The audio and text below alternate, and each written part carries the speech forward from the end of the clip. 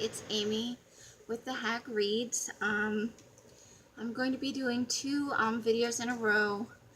I have had some personal things that came up, so I was not able to make videos the last couple of weeks like I wanted to. So I'm going to do the weekly wrap-up for June 12th through 18th, and then I'm going to make a separate video for last week's wrap-up, which is June 19th through 25th.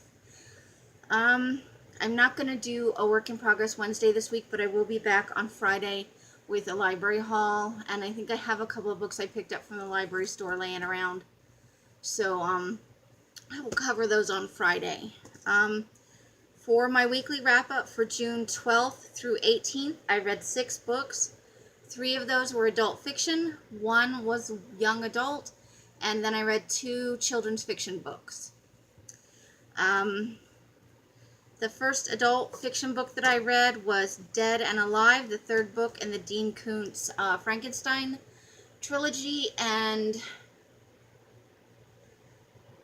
I have to say, definitely not enjoying them as much as I feel like I must have on my first read round based on the original ratings I gave them. Not a horrible read by any means, but I find that I just don't really like any of the characters very much. I do like the repartee between the 2 main characters, the police detectives, Carson and Michael, I think it is. But I just overall don't enjoy the portrayal of the new race, and I don't at all like the Dr. Frankenstein character, which I suppose you're not supposed to, but, you know, the best villains are the ones that kind of a part of you roots for them, and I don't root for this guy at all. I think he is just a worthless pile of slime, and I can't find anything redeeming about him at all. The Frankenstein's monster, who's named himself Deucalion, I don't particularly care for him either. I think it's too easy, like the way that he can do things. I don't want to give too much away, but the abilities that he has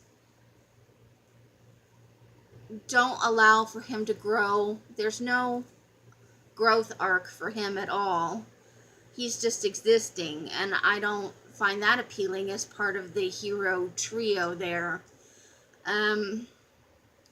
So there's not a whole lot that I like. I don't like I'm glad for some of the things that happen with the new race in this book, but overall, there's nothing to like there at all.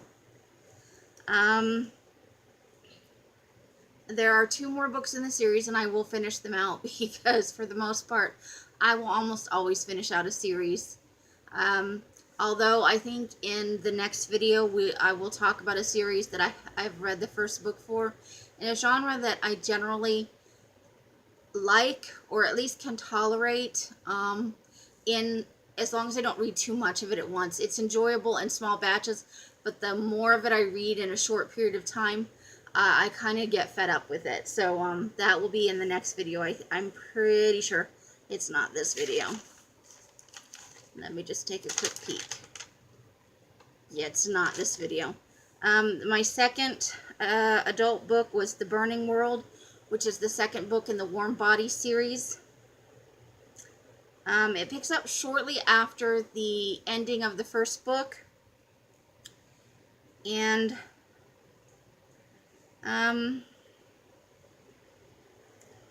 there is going to be a 3rd book, and I think it's the conclusion of a trilogy.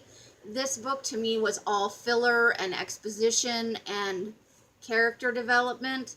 By the end of this book, I hated every character from the first book, except M. I think he kind of turned out to be a decent, likable, and kind of funny character, although his part was very small in this book. But all of the main characters I hated every one of them by the end of the book, and I will finish the last book in the series because now I want to know how it ends, but I couldn't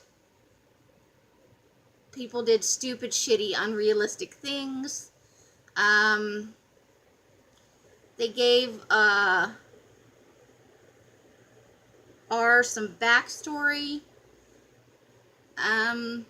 And I didn't dislike it, but I didn't like it either. Overall, everything just they seemed to do all of these things in this frenzy of activity, only to wind up more or less in the same place they started.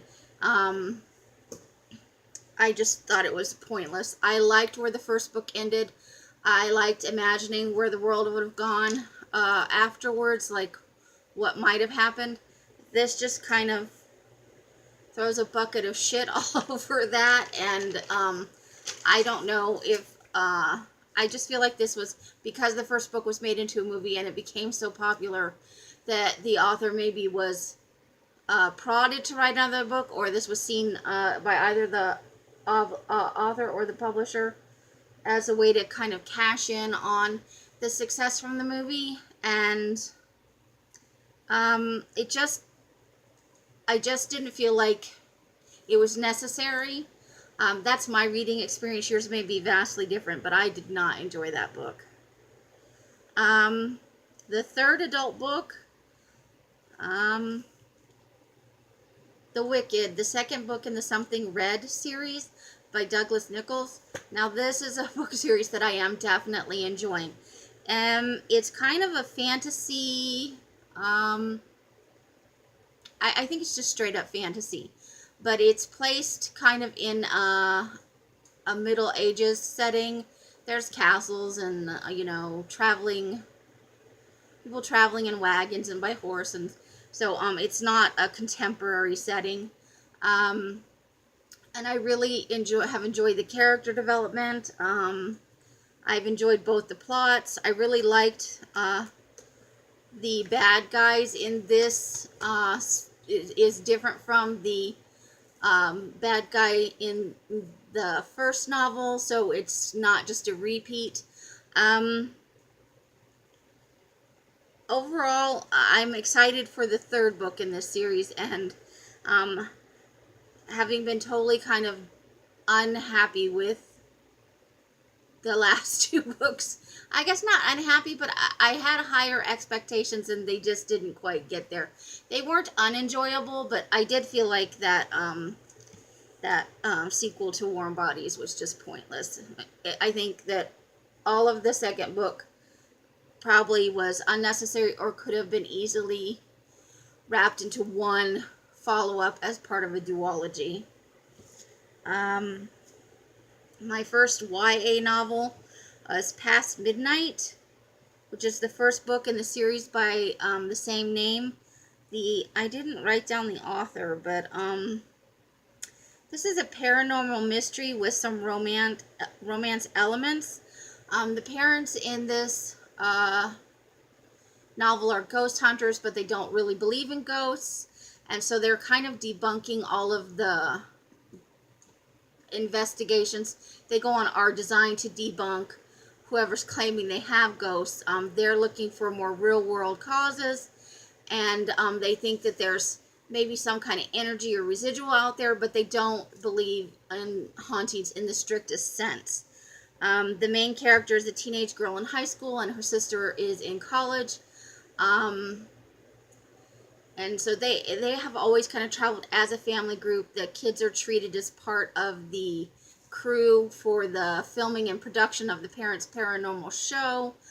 As a teenager starting her senior year of high school, she's kind of embarrassed and doesn't want anybody to know.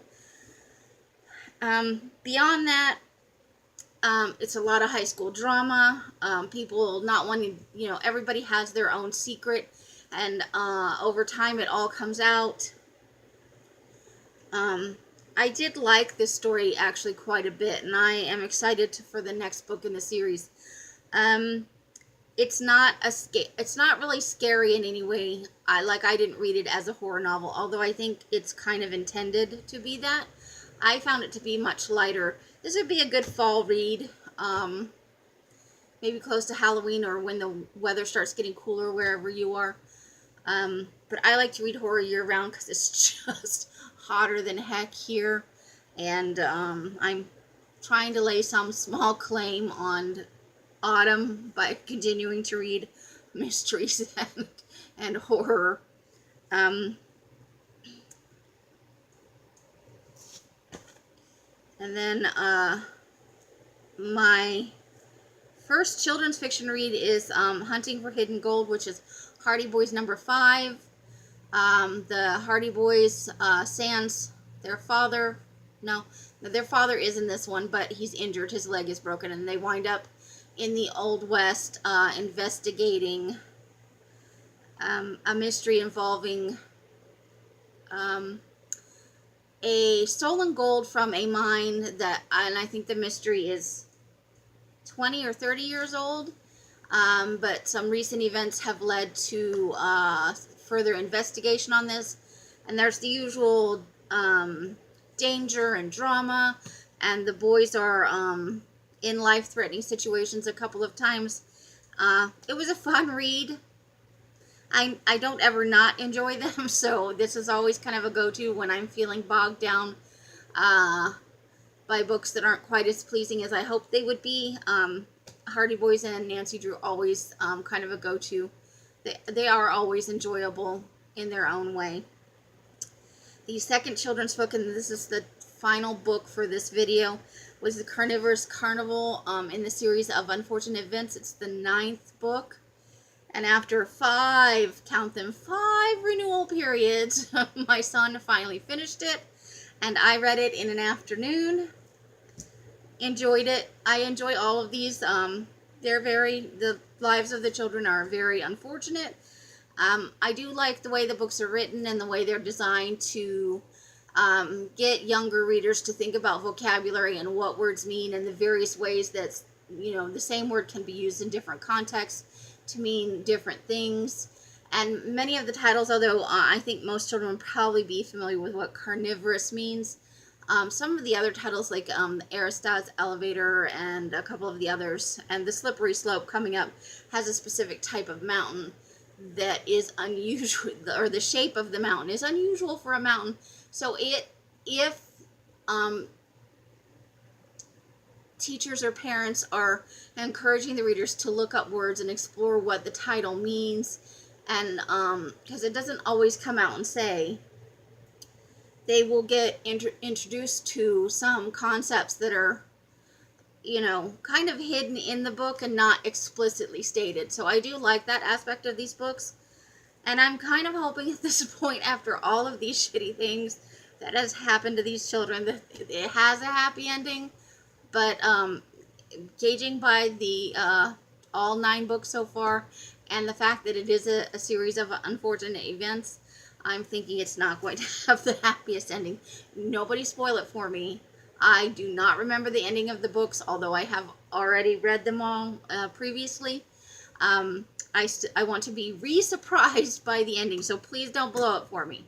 That is all I have for this video. I will be back in a few minutes with another one.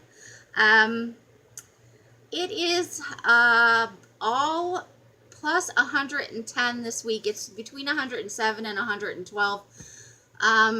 Last week and the week before, we had days upwards of 115, and we had one day where it hit 120. So we are miserably hot, even in the middle of the day with the air conditioning on. Our apartment is an older building, made out of brick, and I have not been able to find anybody who's lived here a long time that knows for sure, but I am almost sure that the neighborhood that I have lived in for the last 5 or 6 years, in various apartments, that this used to be some snowbird homes. In the winter where people would come, they were never meant, I don't think, for year-round living. They're not well insulated. There are spots in the house where we have had to put that foam stuff, because you can, like, under the kitchen cupboard, you can see outside where the plumbing goes in and out. There's a spot on the wall over there in the kitchen where somebody had run a wire at some point, and before we plugged it up, you could see straight out that hole. So the windows are quite old, and so they don't keep the heat out very well, even with blinds.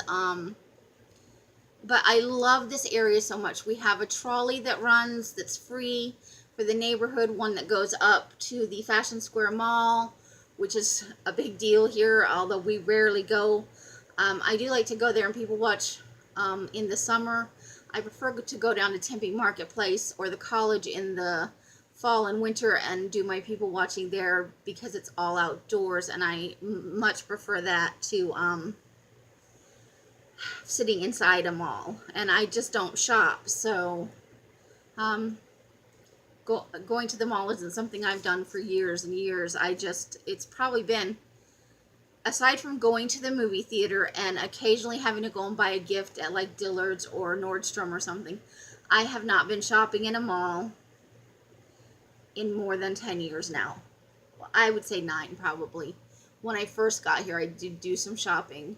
Dillard's does have some great sales at certain times of the year, so it's hard not to avoid those. But this apartment was never meant, I don't think. I would love to confirm it with somebody who's from the Scottsdale area and has parents that lived here, because I really think that these are all small. Mine is 6 units. When I lived over on 66th Street, or is it Place, over by the soccer field over there, it had 10 units. The area is filled with all of these tiny, small, they're almost like little hotels. I think they were little fall and winter bungalows for people who came as snowbirds just to live here for part of the year before Scottsdale became the city that it is. Because I dated a guy for a little while who was from here, and I kept meaning to ask him, and it just never happened. But he remembers when where we lived, there was nothing here. So this area has only, I think, been part of Old Town Scottsdale. You know, it's on the periphery of Old Town, which is great because of the trolley, and it's central to some of the major bus lines, and we do love that. But it was not made for summer living in this heat. And I just got our electric bill for June, and it was $192. So we're having to put the heat up higher than we like it, and or the air up higher than we like it. And so that was part of the reason I didn't make a video on Monday, is that it was like 113, and by the time I had time, it was 92 degrees in here, and I just wanted to lay down in front of the fan and read for a little while and not move. So that's what happened. Now you know. I will be back in a few minutes with my next video. If you watched to the end, thank you so much. Happy whatever time of day it is for you, and have a great rest of the week. Bye!